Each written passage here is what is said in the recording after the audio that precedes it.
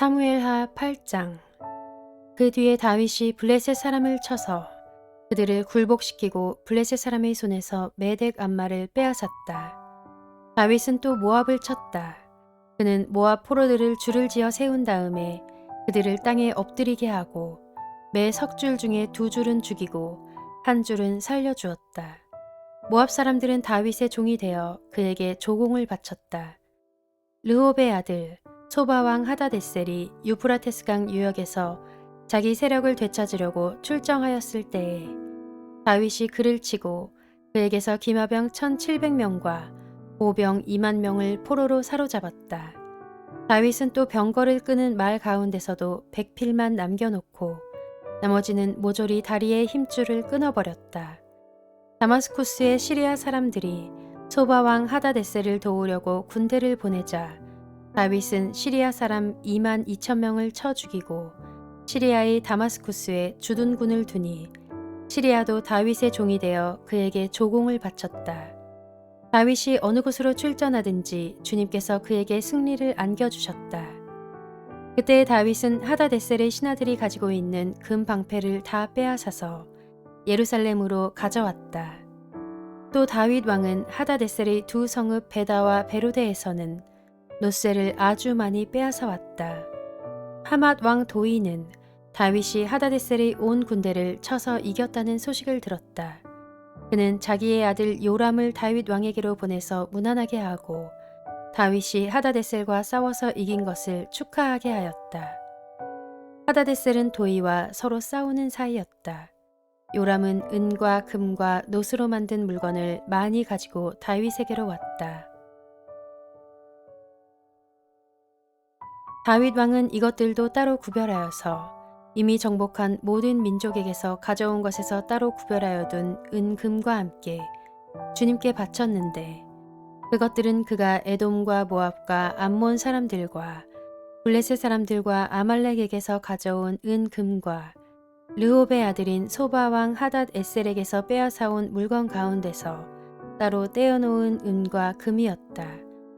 다윗은 돌아오는 길에 소금 골짜기에서 에돔 사람 18,000명을 쳐 죽이고 이름을 떨쳤다. 그때 다윗이 에돔에 주둔군을 두기 시작하여서 온 에돔에 주둔군을 두니 마침내 온 에돔 사람이 다윗의 종이 되었다. 다윗이 어느 곳으로 출전하든지 주님께서 그에게 승리를 안겨주셨다. 다윗이 왕이 되어서 이렇게 온 이스라엘을 다스릴 때에 그는 언제나 자기의 백성 모두를 공평하고 의로운 법으로 다스렸다. 수르야의 아들 요압은 군사령관이 되고 아힐룻의 아들 여호사밧은 역사 기록관이 되고 아히두베의 아들 사독과 아비아달의 아들 아히멜렉은 제사장이 되고 스라야는 서기관이 되고 여호야다의 아들 분하야는 그렛 사람과 블렛 사람의 지휘관이 되었다. 다윗의 아들들은 제사장 일을 보았다.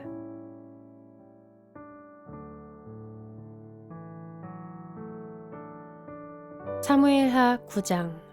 하루는 다윗이 물었다. 사울의 집안에 살아남은 사람이 있느냐? 요나단을 보아서라도 남아있는 자손이 있으면 잘 보살펴주고 싶구나. 마침 사울의 집안에서 종노릇하는 시바라는 사람이 있어서 사람들이 그를 불러 다윗에게로 데리고 왔다.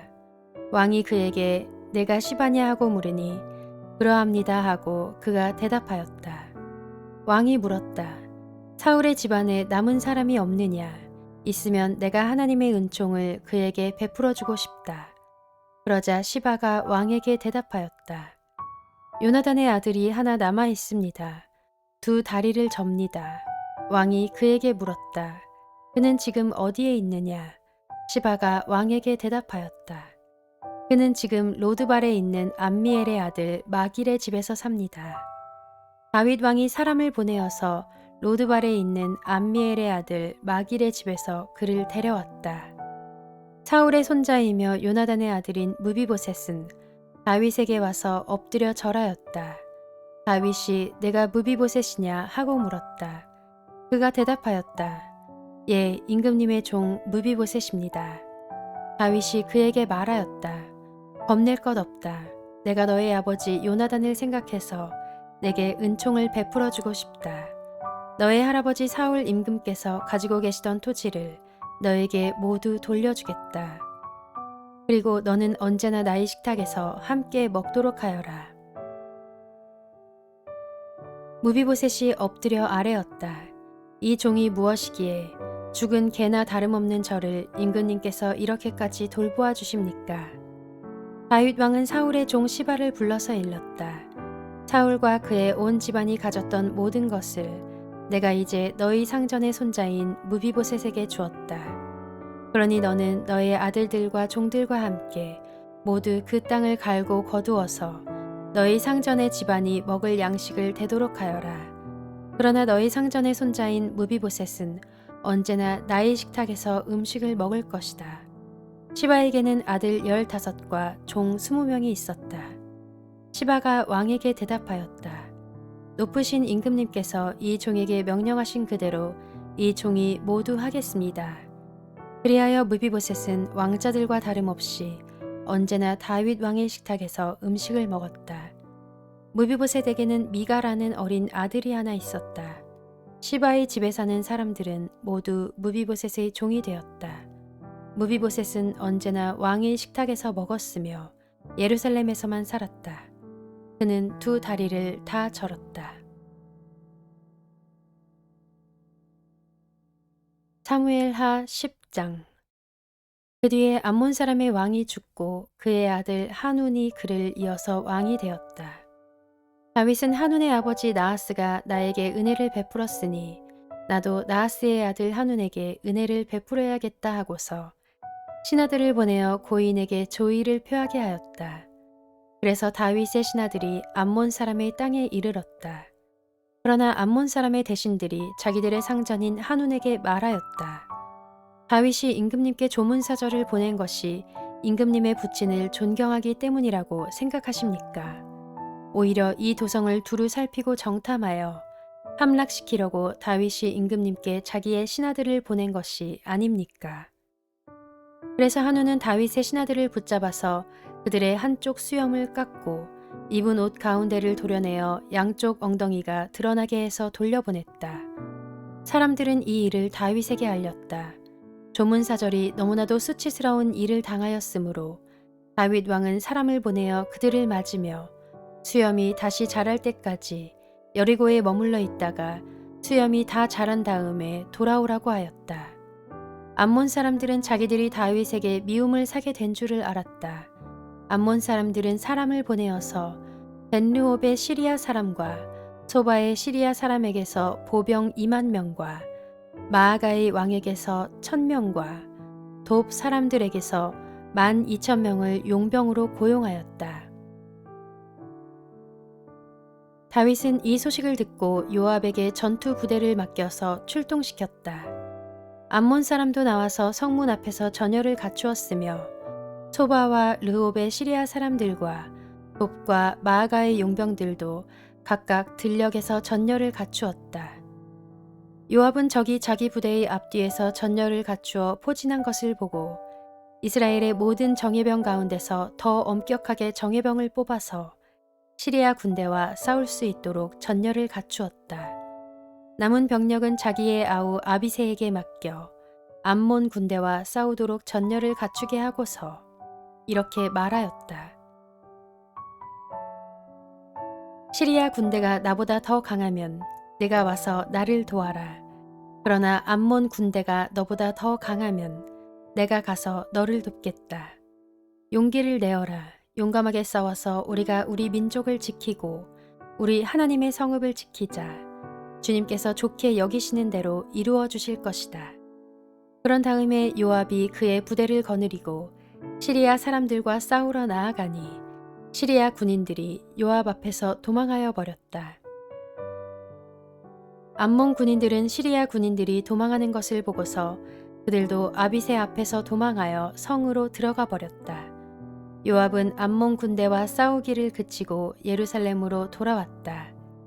시리아 군인들은 자기들이 이스라엘에게 패한 것을 알고서 온 군대를 다시 집결시켰다. 그때 하다데셀이 사람을 보내어서 유프라테스강 동쪽에 있는 시리아 군대를 동원시켰으므로 그들이 헬람으로 왔다. 하다데셀의 부하 소박 사령관이 그들을 지휘하였다. 다윗이 이 소식을 듣고 온 이스라엘 군대를 모아서 거느리고 요단강을 건너서 헬람으로 진군하였다. 시리아 군대가 다윗과 싸우려고 전열을 갖추고 있다가 맞붙어 싸웠으나 시리아는 이스라엘 앞에서 도망하고 말았다. 다윗은 시리아 군대를 쳐서 병거를 모는 700명과 기마병 4만 명을 죽이고 소박 사령관도 쳐서 그를 그 자리에서 죽였다. 하다데셀의 부하인 모든 왕은 자기들이 이스라엘에게 패한 것을 알고서 이스라엘과 화해한 뒤에 이스라엘을 섬겼다. 그 뒤로 시리아는 이스라엘이 두려워서 다시는 암몬 사람을 돕지 못하였다.